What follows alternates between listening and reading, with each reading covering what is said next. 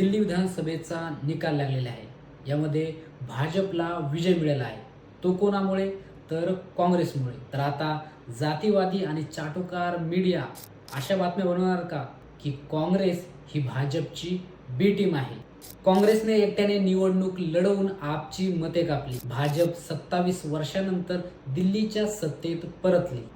काँग्रेसने भाजपला किमान 30 जागांवर विजय मिळवून दिला. पाहूया काँग्रेसने आपची किती मते कापली. नवी दिल्ली विधानसभा मतदारसंघात काँग्रेसच्या संदीप दीक्षित यांनी अरविंद केजरीवाल यांचे मते कापून भाजपच्या उमेदवाराला विजय मिळवून दिला.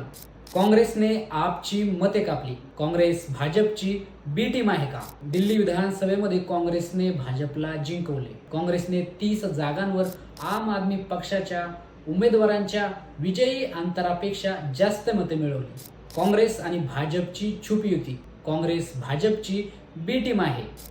दिल्लीत भाजपला जिंकवण्यासाठी काँग्रेसने एकट्याने निवडणूक लढवली. अशा प्रकारच्या हेडलाईन आपल्याला माध्यमांमध्ये दिसतील का? अशा प्रकारच्या हेडलाईन या वृत्तपत्रामध्ये छापल्या जातील का? कारण की वंचितवर नेहमी बी टीमचा आरोप केला जातो. पण दिल्लीमध्ये काँग्रेसने भाजपला विजय केले आहे. त्यांच्यावर बी टीमचा आरोप हे माध्यमे करणार आहेत का? नाही करणार.